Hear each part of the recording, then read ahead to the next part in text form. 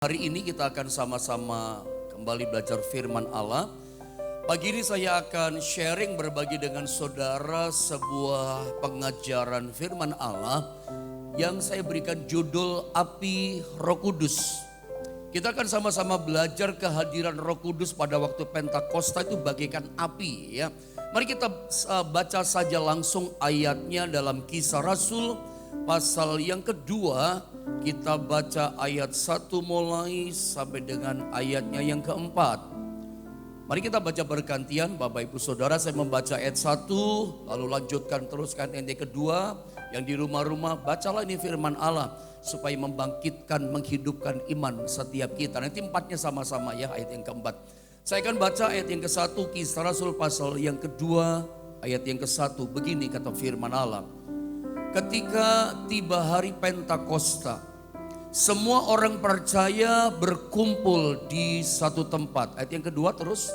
Tiba-tiba turunlah dari langit suatu bunyi seperti tiupan angin keras yang memenuhi seluruh rumah di mana mereka duduk.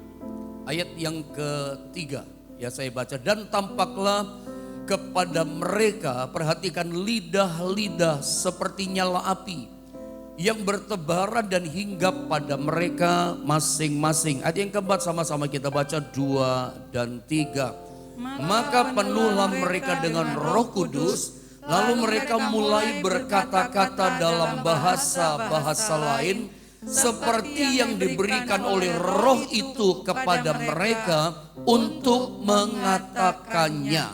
Mari perhatikan PowerPoint gambar yang pertama yang saya berikan pada saudara. Bagian awal saya ingin berkata begini sama saudara, bahwa kepenuhan Roh Kudus yang terjadi di loteng Yerusalem itu ditandai dengan lidah-lidah api yang hinggap di kepala murid-murid atau di atas kepala 120 orang yang percaya yang berkumpul di loteng Yerusalem. Berkali-kali saya katakan sebetulnya yang diperintahkan Tuhan berkumpul di loteng Yerusalem menantikan janji Bapa sesungguhnya 500 orang. Tetapi hari berganti hari sampai hari ke-10 tinggal 120 orang. Yang 380 pulang ke rumah mereka masing-masing. Mereka tidak mengalami itu. Yang berkumpul bersatu di loteng Yerusalem 120 orang yang mengalami kepenuhan Roh Kudus. Dan yang menarik, ketika lidah-lidah api itu hinggap di atas kepala 120 orang ini ya, lalu mereka mengalami kepenuhan Roh Kudus, mengucapkan bahasa-bahasa baru. Coba kita lihat dulu ayat yang ketiga supaya jelas saudara ya. Saya baca dulu ini ayat. Dan tampaklah kepada mereka, perhatikan apa ini yang kita belajar, lidah-lidah seperti nyala api yang bertebaran dan hinggap pada mereka masing-masing. Apa yang terjadi ketika murid-murid atau 120 orang percaya, kepala mereka dihinggapi oleh api yang bagaikan lidah-lidah api, itu Roh Kudus hadir. Yang terjadi ayat yang keempat, maka penuhlah mereka dengan Roh Kudus. Lalu ayat 4 katakan mereka mulai mengucapkan bahasa-bahasa yang lain. Mereka berkata-kata dalam bahasa yang baru. Yang dalam bahasa aslinya disalin dengan kata glosolalia. Mengucapkan bahasa lidah, mengucapkan bahasa roh yang mereka tidak pernah pelajari sebelumnya. Dalam beberapa hari kemarin kita udah banyak belajar tentang bahasa roh. Kita nggak bahas itunya. Tapi yang kita mau bahas, kita mau pelajari ya, adalah Roh Allah yang hadir sebelum memenuhi mereka. Roh Allah itu hadir bagaikan lidah-lidah api. Nah pertanyaannya yang kita mau belajar, mengapa dalam masa perjanjian baru itu Roh Kudus, ingat Roh Kudus itu adalah pribadi Allah yang ketiga.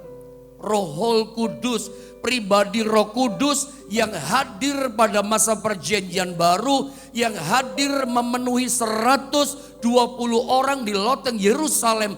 Kehadiran Allah Rohul Kudus, kehadirannya dinyatakan bagaikan api. Ini penting. Bahkan ini sangat penting untuk kita pelajari pada pagi hari ini. Kenapa kehadiran Allah Rohul Kudus, pribadi Allah yang ketiga pada masa Pentakosta menyatakan diri kehadiran kepada umatnya di masa itu. Kehadirannya dinyatakan bagaikan api. Nah, saya mau terangkan dulu begini. Kalau Anda baca dalam Alkitab, coba Anda lihat di screen saudara. Alkitab itu ternyata banyak sekali menggambarkan ya kehadiran Tuhan, kehadiran Allah itu sebagai api, bagaikan api. Saya kasih contoh sama saudara. Misalnya kalau kita membaca dalam Keluaran pasal 3 di ayat yang kedua, mungkin langsung kita baca ayatnya, lalu saya kasih keterangan sedikit sama saudara untuk Anda memahami. Perjanjian Lama, Allah suka hadir seperti api, di tengah-tangah api. Contoh tentang Musa ketika pertama kali mengalami perjumpaan dengan Tuhan seperti ini. Saya baca di Keluaran 3 ayat yang kedua, atau sama-sama saja kita baca ya. Keluaran 3 ayat yang kedua, 1, 2, dan 3. Lalu malaikat Tuhan menampakkan diri kepadanya di dalam nyala api yang keluar dari semak duri. Lalu ia melihat dan tampaklah semak duri itu menyala tetapi tidak dimakan api. Cerita ini kita sangat paham. Inilah sebuah kisah perjumpaan Musa pertama kali ngalami Tuhan, bertemu dengan Tuhan. Dia bertemu dengan Tuhan dalam nyala api. Jadi ceritanya ketika Musa menggembalakan kambing domba, dia nyampe di Gunung Horeb, di kaki Gunung Sinai. Apa yang dia lihat? Dia lihat Tuhan di situ. Ada semak belukar yang menyala dibakar oleh api. Tetapi dia heran, kenapa semak belukar tidak hangus terbakar? Sebab ini bukan api dunia. Ini kehadiran Tuhan. Tuhan hadir dalam nyala api, gitu ya. Tuhan hadir bagaikan api, gitu ya. Di tengah-tengah api. Sebab ketika Musa memeriksa semak belukar, dia heran, kok gak hangus terbakar? Tiba-tiba dari api itu terdengar suara. Karena ini adalah api Tuhan. Tuhan yang hadir dalam nyala api. Ada suara berkata gini, Musa, tanggalkan kasutmu, sepatumu. Sebab tanah di mana engkau berdiri itu tanah yang kudus. Ya, lalu Musa menanggalkan kasutnya. Singkat cerita, Tuhan bicara kepada Musa, Tuhan panggil Musa, engkau menghadap Fir'aun Musa. Ya, aku akan menyertai kamu dan seterusnya. Tapi inti dari pembacaan itu Musa berkata, aku tidak sanggup, aku tidak bisa bicara. Aku menyertai lidahmu. Dan yang menarik saudara ya, Tuhan itu menyatakan pribadinya itu dalam api dalam ayat ini. Bahkan coba saya tambah satu ayat lagi pada ayat yang ke-24 biar clear gitu ya. Tentang api saya baca di ayat ini ya. Ini pun kisah ya. Dan pada waktu jaga pagi Tuhan yang di dalam tiang api. Kembali Tuhan hadir menyatakan diri dalam tiang api. Tiang api itu kayak obor api yang menyala-nyala. Ini awan jadi kayak api menyala, makanya disebut tiang api. Dan awan itu memandang kepada tentara orang Mesir, lalu dikacaukannya tentara orang Mesir itu. Saudara, kalau kita bicara kehadiran Allah bagaikan api itu menarik ya dalam ayat ini. Sebab di dalam ayat ini seperti ayat yang coba munculkan kembali pada ayat yang kedua tadi, Keluaran 3 ayat 2, tiang api, Tuhan hadir di tiang api, Tuhan hadir juga di api di sini semak belukar menyala. Perhatikan kalimat ini. Lalu malaikat Tuhan, Tuhannya huruf besar semua loh ya. Perhatikan kalimat ini. Sama dengan ayat 24 tadi, Tuhannya huruf besar semua. Saya ingin sedikit menerangkan di sini. Lalu malaikat Tuhan menampakkan diri kepadanya, lihat dalam nyala api. Ini bukan malaikat Tuhan biasa. Ini Tuhan huruf besarnya adalah YHWH kalau dalam bahasa Ibrani. Orang Inggris katakan Jehovah. Kalau kita orang Indonesia bilang Yahweh. Nanti Musa bingung. Tuhan, kalau aku nanti menghadap orang Israel, mereka tanya siapa namamu? Musa katakan I am that I am. Aku adalah aku. Ya, Tuhan berkata aku ada menyertai kamu sekarang, bahkan dulu, sekarang, bahkan sampai di depanmu. Saudara, ini Tuhan menyatakan kehadiran penyertaannya kepada Musa bagaikan api. Dan saya mau terangkan sedikit tarik saudara pada ayat yang ke-24 tadi. Ini kisah yang luar biasa. Di mana keberadaan Allah menyatakan aku ada bersama dengan kamu dalam api.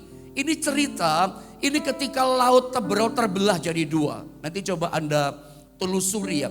Saya ingin bawa saudara pada kisah kehadiran Allah dalam api di sini. Selalu Allah hadir itu digambarkan bagaikan api. Saya pikir kehadiran Allah dalam api ini jarang dibahas. Makanya menarik untuk saya sodorkan sama saudara. Ini kisah menarik loh. Ini laut terbelah jadi dua. Sementara Musa dan bangsa Israel berjalan di tanah yang kering. Di luar dugaan Fir'aun dan tentara-tentara Mesir dengan kereta-kereta kudanya. Itu mengejar mereka, sudah dikejar, hampir terkejar. Ketika dalam bahaya hampir terkejar, muncul ayat ini. Dan pada waktu jaga pagi, hampir pagi berarti ya. Tuhan yang dalam tiang api, perhatikan ayat ini. Tuhan itu YHWH, Tuhan yang the existing one. YHWH itu artinya kan Tuhan ada, Tuhan hadir, hadirnya dalam api gitu ya. Dalam tiang api dan awan-awan yang menyala bagaikan api memandang kepada tentara orang Mesir. Perhatikan, lalu dikacaukannya tentara orang Mesir itu. Nanti kalau Anda baca ayat 25, turun lagi 26. Orang Mesir, Fir'aun dan tentara-tentara kereta berkuda dan tentara berjalan kaki ketakutan. Mereka akhirnya nggak berani mengejar orang Israel lagi. Mereka lari mundur meninggalkan orang Israel. Kenapa? Allah menolong, Allah hadir dalam apa? Dalam tiang api yang menyala-nyala. Mereka lihat keberadaan Allah. Mereka melihat pertolongan Tuhan yang hadir bagaikan api. Tapi terlambat. Begitu Israel nyampe di ujung sana selamat, itu mereka kembali begitu kira-kira Musa turunkan tongkat, tertutup oleh air, mati semua. Menarik saudara ya, dalam perjanjian lama ada banyak ayat, tapi nggak mungkin saya sodorkan semua ayat sama saudara. Waktu kita habis, Sodom Gomora pun kehadiran Allah dihukum mereka juga dengan api dan belerang kan. Dan banyak contoh yang lain. Kehadiran Allah banyak digambarkan bagaikan api. Saya kasih contoh lagi saudara ya. Di dalam Ibrani pasal yang ke-12. Nah ini pembahasan yang menarik. Ayat 28 sampai dengan ayat 29. Saya baca 28 lalu 29-nya sama-sama kita baca ya. Dikatakan begini. Jadi karena kita menerima kerajaan yang tidak tergoncangkan, marilah kita mengucap syukur dan beribadah kepada Allah menurut cara yang berkenan kepadanya. Ibadah semakin dimurnikan kira-kira begitu dengan hormat dan takut. Ya, ayat 28 ini bicara biarlah kita dimurnikan sama Tuhan lewat cara ibadah kita, ibadah yang hormat dan takut akan Tuhan. Tiba-tiba muncul ayat 29. Mari sama-sama kita baca ayat 29. 2, 3. Sebab Allah kita adalah api yang menghanguskan. Kita udah lihat beberapa contoh yang ada dalam perjanjian lama. Ternyata penulis kitab Ibrani pun menyatakan kepada kita bahwa Allah kita itu bagaikan api. Bagaikan bahkan dikatakan Allah kita adalah api yang menghanguskan. Apa yang dihanguskan? Ingat Yeremia pasal 29 ayat 11, rancangan Allah dalam hidup kita itu damai sejahtera. Kalau toh dia datang bagaikan api yang menghanguskan kita, dia hadir dalam hidup kita bagaikan api. Roh Kudus datang bagaikan api. Dia melawat hadir dalam hidup kita bagaikan api. Ingat rancangannya adalah damai sejahtera. Bukan dalam rangka menghancurkan kita, mencelakakan kita. Tujuannya cuma satu, memberikan hari depan yang penuh harapan. Dari awal saya perlu sampaikan Yeremia 29 ayat 11 supaya Anda gak berhenti langkahnya di tengah jalan. Supaya Anda tidak berasumsi yang salah tentang Tuhan. Wah, Tuhan datang bagaikan api, tunggu dulu. Saya coba tunjukkan sama saudara lewat ayat ini. Memang seringkali yang dibahas di gereja kita adalah Allah itu adalah setia. Itu jelas. Kita tidak kesulitan tentang itu. Allah itu setia, Allah itu penuh kasih, Allah itu penolong yang luar biasa dan terbukti pertolongannya. Kita sering diajar di gereja tentang hal ini. Allah itu menerima kehidupan kita apa adanya. Semuanya betul 100% dan tidak ada satupun yang salah. Kita sering diajar di gereja tentang Allah itu setia, Allah itu kasih. Tapi ada satu perkara yang kita juga mesti tahu, sisi daripada Allah yang lain. Jangan sampai pemahaman pengenalan kita akan Tuhan hanya tahu tentang Allah itu yang memberkati kita. Iya memang, Dia penolong kita, setuju, yes gitu. Allah yang memberkati kita, Allah yang menerima kehidupan kita apa adanya, semuanya betul. Tapi pagi ini saya ingin tunjukkan sama saudara, saya sodorkan pribadi Allah di sisi yang berbeda, yang kita harus nangkap dan tahu. Supaya apa? Supaya pengikutan kita akan Tuhan gak bisa dihentikan oleh apapun. Supaya kita ikut Tuhan itu tidak punya asumsi yang salah. Loh, ikut Tuhan kok gini, loh Tuhan kok gini. Ingat, dalam perjanjian lama bahkan dalam perjanjian baru, pribadi Roh Kudus dia hadir bagaikan api. Api itu bicara apa sih? Allah hadir bagaikan api yang menghanguskan. Ini bicara sifatnya Allah. Ya, ini bicara karakternya Allah. Allah Roh Kudus yang hadir bagaikan api. Ini bicara karakternya. Nah, pagi ini yang kita mau belajar. Sisi karakternya Allah, sisi sifat Allah yang lain.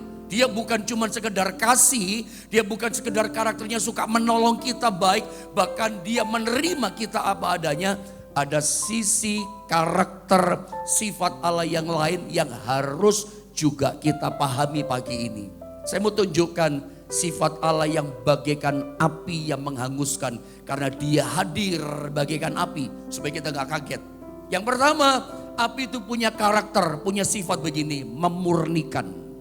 Saya percaya Roh Kudus pada waktu Pentakosta, dia hadir bagaikan api, bagaikan lidah api yang menyala-nyala atas 120 orang percaya di loteng Yerusalem. Itu bukan tanpa tujuan. Dia hadir bagaikan api. Sifat api yang pertama adalah memurnikan kita. Tahukah saudara, sadarkah saudara bahwa pekerjaan Roh Kudus yang bagaikan api itu memang memurnikan kita. Karena Tuhan ingin setiap kita itu di matanya itu murni. Kasih kita murni. Bahkan di ayat yang barusan kita baca tadi, supaya kita itu menerima kerajaan tak tergoncang itu bersyukur. Sehingga ibadah kita menjadi ibadah yang murni. Saya berdoa motivasi kita ibadah pagi ini, motivasi kita bangun pagi, doa pagi secara online ini, motivasi kita murni ya. Gak ada motivasi yang lain. Hanya Roh Kudus dalam apinya itu yang bisa memurnikan kita. Coba saya tunjukkan beberapa ayat sama saudara bahwa memang api itu memurnikan. Ya, Yesaya 48 di ayatnya yang ke-10. Boleh sama-sama kita membaca ayat ini, saudara. Yesaya 48 di ayat yang ke-10, 1, 2, dan 3. Sesungguhnya aku telah memurnikan engkau, namun bukan seperti perak. Tetapi aku telah menguji engkau dalam dapur kesengsaraan. Yang saya mau katakan kepada saudara, rupanya satu-satunya cara Tuhan menguji kita. Ya, satu-satunya cara Tuhan untuk memurnikan kita itu pakai cara ini. Kita dibawa naik ke atas tempat yang namanya dapur kesengsaraan. Saya pernah terangkan kalau nggak salah ayat ini. Kata dapur kesengsaraan. Dapur di sini bukan kayak dapur di rumah saudara, dapur yang bersih, tempat masak saudara. Ini dapur yang berbeda. Dalam terjemahan teks Ibrani, kata dapur di sini disalin dengan kata kur. Kur artinya adalah tungku api. Artinya adalah tungku pembakaran. Jadi satu-satunya cara Tuhan untuk murnikan iman kita, murnikan kasih kita, supaya kita jadi orang Kristen yang murni, teruji di mata Tuhan. Sengaja, tidak ada cara lain. Tuhan harus bawa kita melangkah, dipimpin Tuhan. Dibawa satu tempat yang namanya dapur. Dapurnya namanya dapur kesengsaraan, gak enak. Dapurnya dapur api, ada api di situ. Memurnikan kita, ada api yang menguji kita. Saya ulang, dapurnya nama dapur kesengsaraan. Nah, kesengsaraan ini menarik lagi. Ketika saya coba pelajari, itu dari kata ani.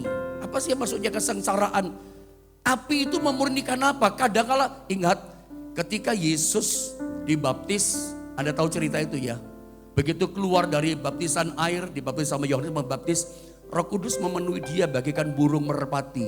Anda ingat begitu dia penuh Roh Kudus mengalami fase sebagai manusia kayak kita, Roh Kudus itu turun, apa yang terjadi? Dia dibawa Roh Kudus kemana? Anda ingat? Ke padang gurun. Kita kadang-kadang bingung, kok dibawanya ke padang gurun? Ingat di Alkitab padang gurun itu selalu bicara tentang persoalan, bicara pergumulan, dimurnikannya di situ. Sebelum melayani pekerjaan Bapa, dia masuk dalam dapur pemurnian, padang gurun. Kadang Roh Kudus bawa kita ke situ. Ingat kisah tentang Daud. Karena ternyata kesengsaraan di sini yang pertama artinya adalah lembah kekelaman. Yang kedua artinya adalah keadaan yang serba sulit. Yang ketiga kesengsaraan itu artinya adalah menderita. Jadi kalau ada di antara Bapak Ibu Saudara mengalami 3 situasi sengsara yang namanya lembah kekelaman. Saya pernah kalau nggak salah ngomong sama saudara, kalau lembah saja itu nggak apa-apa, ada indahnya, ada ijo-ijonya barangkali lembah. Tapi ini lembah kekelaman loh. Kalau Anda ke Israel sekarang, lembah kekelaman yang dikatakan Daud, Anda tahu Mazmur 23 ayat yang keempat, ya, sekalipun aku melewati lembah kekelaman, aku tidak takut bahaya. Ada kata bahaya, berarti lembah kekelaman ada unsur bahaya. Aku tidak takut bahaya, tapi kata Daud, sebab engkau beserta denganku. Ya, sebab engkau besertaku, ada penyertaan Tuhan. Saudara perhatikan kata ani, lembah kekelaman. Jadi kalau Anda ke Israel ke tempat yang namanya lembah kekelaman sekarang nggak apa-apa. Jadi tempat wisata, orang banyak ke sana. Tapi meskipun lebih teratur jadi lembah kekelaman tempat wisata, sama saja. Itu lembah kekelaman di Israel kalau tidak dikasih lampu. Sinar matahari nggak bisa masuk. Gelap. Tapi begini loh, kalau gelap itu datang terang, gelapnya tuntas hilang. Tapi yang namanya kekelaman, hidup yang kelam, bukan cuman gelap. Kalau cuman gelap, mata kita nggak bisa lihat. Itu kalau ada terang matahari, terang lampu, gelapnya tuntas hilang. Tapi yang namanya lembah kekelaman, hidup dalam kekelaman, terang datang tetap kelam. Kekelaman yang kita alami dalam kehidupan kita, itu hanya bisa tuntas, itu hanya bisa sirna ketika kemuliaan Tuhan hadir. Tanpa kehadiran Tuhan tetap kelam. Kelam yang kita alami itu akan sirna, hilang, tuntas, bersih. Kapan? Ketika ada kehadiran Tuhan.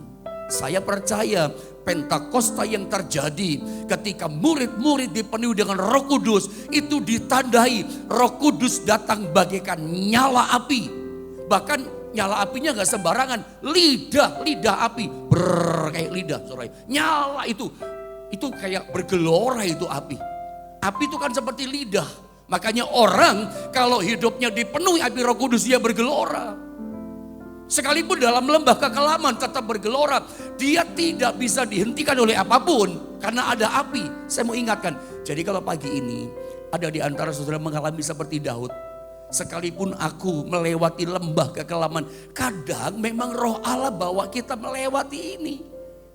Memang ada bahaya, memang tidak nyaman, memang keadaan serba sulit, memang bikin kita menderita. Tapi Anda tahu kan firman Allah ini bahwa ternyata kadangkala Tuhan sengaja bawa kita lewat kekelaman. Anda tahu hari ini, Anda ngomong gini sama dirimu, kalau ada di antara saudara yang sedang mendengar firman, Anda mengalami lembah kekelaman, keadaan serba sulit, kesana sulit, kesini sulit, kok aneh sih Pak Pendeta? Anda sedang merasa menderita. Anda mesti ngomong sama jiwamu sekarang, hei jiwaku, tenanglah kamu. Kenapa? Kamu sedang dimurnikan, saya sedang diuji sama Tuhan, tenang. Walaupun ada potensi bahaya, tenang, sedang dimurnikan. Ingat, selama ada kehadiran Tuhan, Roh Kudus dalam hidup kita, semuanya akan baik-baik saja. Kita bisa melewati, terbukti Daud bisa melewati lembah kekelaman. Nanti kalau Anda baca turun ayat yang kelima, Tuhan menyediakan hidangan bagiku. Dan Tuhan kalau sediakan hidangan bukan satu piring saudara, bukan satu gelas. Oh, meja itu penuh dengan makanan, ada dilimpahi dengan berkat. Bahkan kebajikan, kemurahan Tuhan akan mengikuti kamu, kata Alkitab. Anda ngalami hal-hal yang baik, tapi lewat apa? Pemurnian. Jadi kalau hari ini ada di antara saudara mengalami ini, ya dapur kesengsaraan, mengalami yang namanya dapur pemurnian, diuji. Karena memang Tuhan ingin di mata Tuhan kita itu murni. Seperti masa pandemi hampir 2 tahun yang kita sudah lewati. Memang saya ngerti sekarang pun masih pandemi, belum endemi, belum dinyatakan seperti itu. Kita masih pakai masker di ruangan tertutup. Di ruangan terbuka Pak Presiden katakan boleh lepas masker. Tapi masih masa pandemi. Tapi ingat saudara ya, pandemi 2 tahun yang sudah lewat mengerikan, menakutkan. Orang bekerja susah, cari uang susah. Bahkan banyak pekerjaan-pekerjaan yang ambruk. Kita gak bisa keluar rumah, kita gak bebas ibadah. Macam-macam kesulitan yang ada. Saya gambarkan, itu kayak api pemurnian. Saya percaya 2 tahun pandemi yang berat, sengsara kita lewati. Itu sebetulnya bukan Tuhan gak punya tujuan. Tuhan sudah punya tujuan memurnikan kita. Saya yakin lewat 2 tahun yang susah itu iman kita makin murni. Cinta kita makin murni, kasih kita makin murni. Karena memang api itu memurnikan dengan cepat. Sekarang yang kedua. Jadi sifat yang pertama saya lewati saja di sini. Dia murnikan itu dari dalam. Saya nggak bicara banyak di sini. Kenapa dia murnikan? Jadi api memurnikan lewat dapur kesengsaraan itu dari dalam yang dimurnikan. Supaya apa? Supaya kita jadi orang Kristen yang gampang diarahkan. Anda nangkep ya? Gampang dinasehati, gampang setia, gampang taat. Makanya Tuhan murnikan kita dari dalam. Kalau dalam udah dimurnikan, yang di luar gak usah khawatir. Yang di luar pasti kita bisa atasi. Yang penting di dalam dimurnikan. Saya tidak bahas panjang lebar pada bagian ini. Di dalam Daniel 12 ayat 10 pun ada kata itu. Ya, saya baca saja ya. Saya mungkin terangkan sedikit. Banyak orang akan disucikan, banyak orang akan disucikan dan dimurnikan dan diuji, lengkap banget. Tetapi orang-orang fasik akan berlaku fasik. Tidak seorang pun dari orang fasik itu akan memahaminya. Orang dunia gak paham. Termasuk orang Kristen yang berpikiran duniawi juga gak paham. Akan menolak barangkali firman pengajaran yang bersifat seperti ini, memurnikan. Gak enak dengernya sih saudara ya. Tetapi dikatakan orang-orang yang bijaksana secara rohani akan memahaminya. Tidak akan tersandung. Seperti saya katakan sama saudara, Yeremia 29 ayat 11. Ketika dia datang bagaikan api yang sifatnya memurnikan kita. Ingat, dia bukan dalam rangka sedang menghancurkan saudara. Ingat baik-baik. Dia bukan dalam rangka bikin celaka saudara, tidak. Dia cuma satu, ingin hati kita murni, cinta kita murni. Saya mau tanya sama saudara, apakah saudara sungguh-sungguh mencintai Tuhan? Saya tanya sekali lagi, apakah saudara serius dengan jawaban saudara bahwa saudara serius sungguh-sungguh memutuskan mengasihi Tuhan, mencintai Tuhan? Kalau betul, ya dan amin. Saudara dan saya, kita semua yang ada dalam channel YouTube GSPDI Philadelphia Jombang yang menjadi rumah Allah buat setiap kita secara online. Kalau memang kita memutuskan pagi ini, aku serius Pak Pendeta, aku mau setia, aku mau mengasihi Tuhan. Saya mau kasih tahu, orang yang mengasihi Tuhan, cinta sama Tuhan, serius putuskan cinta Tuhan, dia pasti melewati proses pemurnian. Tidak bisa tidak, saya kasih tahu. Kalau kamu cinta Tuhan, pasti melewati api pemurnian.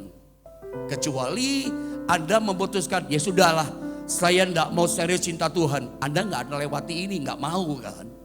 Tapi kalau Anda cinta Tuhan, roh Allah pasti bawa saudara pada pemurnian. Pada lembah kekelaman. Serba enak kadang-kala. Dan memang dari awal Lukas 9 katakan, barang siapa hendak mengikut aku, dia harus menyangkal dirinya, memikul salibnya setiap hari. Lalu apa kata Tuhan? Baru kamu ikut aku. Tuhan gak pernah orang-orang yang cinta Tuhan, ikut Tuhan dikasih permen manis di depan. Oh ini manis, enggak. Dari awal Tuhan katakan, gak enak loh ikut aku. Ada pemurnian. Jadi hari ini Anda jangan kaget. Katakan pada dirimu, tenang hai jiwaku, tenang hai diriku. Kamu sedang dimurnikan, kamu sedang diuji sama Tuhan supaya hidupmu teruji, imanmu murni di hadapan Tuhan. Memang orang cinta Tuhan lewat ini. Makanya pada waktu Pentakosta Allah hadir, Roh Kudus hadir bagaikan api yang memurnikan. Menghadapi macam, nanti begitu menghadapi aniaya, Petrus pun dia berani hadapi aniaya. Dia nggak takut lagi hadapi proses itu. Yang kedua, dengan cepat. Yang kedua, api itu punya sifat daya ubah. Memurnikan kita supaya mengubah. Kesengsaraan itu mengubah hidup kita loh tanpa kita sadari. Ujian-ujian kehidupan, penderitaan berat yang kita alami sepanjang 2 tahun pandemi. Saya banyak mendatangkan banyak perubahan dalam hidup kita. Iman kita semakin tebal. Percaya kita semakin kuat. Masa kemarin saya percaya memang sulit. Tapi saya percaya ada yang cinta Tuhan tetap disertai Tuhan. Tetap ditolong oleh Tuhan. Walaupun ngalami yang berat. Tetap Tuhan hadir bagaikan api. Dia gak tinggalkan kita. Nah, dia punya daya ubah. Api itu memang sifatnya, karakternya punya daya ubah. Coba lihat besi yang keras sama dengan emas lah. Emas itu kalau bagaimana supaya tidak ada unsur-unsur yang bukan emas, itu mesti dibakar sama api. Dari batangan jadi leleh, semua minggir jadi emas yang murni. Dia punya daya ubah. Besi yang keras luar biasa baja dipukul tang, begitu dimasukkan dalam dapur api dipanaskan jadi leleh berubah. Coba ibu-ibu kalau masa air Anda pasti tahu. Kalau Anda masa air penuh, kelamaan dibakar sama api, kelupaan maksud saya. Apa yang terjadi? Airnya kering, berubah. Karena airnya berubah jadi apa namanya itu? Uap. Berubah jadi gas. Lihat rumah yang megah, besar. Begitu kena api, jadi puing-puing. Jadi tinggal debu. Api itu mengubah. Memang konotasi yang saya katakan rumah yang terbakar gak enak. Tapi saya cuma mau tunjukkan api itu punya daya ubah. Kalau Anda dimurnikan sama Tuhan, lewat kesulitan, serba sulit kok gak enak pendeta. Saya sedang hadapi masalah, saya doa kok belum dijawab. Saya doa kok Tuhan belum berikan jalan keluar. Katakan sama dirimu, tenang, kamu sedang dimurnikan oleh Tuhan. Tujuannya apa? Supaya berubah. Sebab api pemurnian punya daya ubah. Nanti imanmu akan tahan uji. Anda akan jadi anak-anak Tuhan yang luar biasa. Dan Tuhan memang mau hidup kita seperti itu. Berubah. Jadi tujuan api itu datang. Ini persoalan saya katakan. Tujuannya supaya kita berubah. Yang terakhir dengan cepat karena waktu. Ya. Yang ketiga, api itu sifatnya memberi panas, memberi energi, kasih kekuatan. Lihat para rasul yang dipakai Tuhan setelah Pentakosta. Petrus takutnya hilang. Ketika ribuan orang mengatakan ini mabuk ini orang, Petrus langsung berdiri gak ada takutnya. Tadinya sebelum mengalami api Roh Kudus, ini orang yang gagal berkali-kali. Melayani gagal. Hanya karena seorang budak hamba perempuan dia ketakutan sampai mengutuki Yesus. Dia berkata aku gak kenal Yesus, sumpah gak kenal Yesus. Tapi begitu api Roh Kudus memenuhi hidupnya. Wow, energi imannya luar biasa. Bergelora panas di hatinya. Saudara, memang Matius 24 ayat 12, karena kedurhakaan zaman, kejahatan dunia makin luar biasa. Ingat, kasih orang akan Tuhan semakin dingin. Makanya kita butuh namanya api Roh Kudus. Saya berdoa singkat kata begini, kiranya api Roh Kudus yang hadir dalam kehidupan kita, itu memanaskan kita, memurnikan kita, mengubah hidup kita. Dan orang cinta Tuhan pasti melewati ini. Saya berdoa, tetap roh kita bergelora. Tetap mencari Tuhan, biar nama Tuhan dipermuliakan.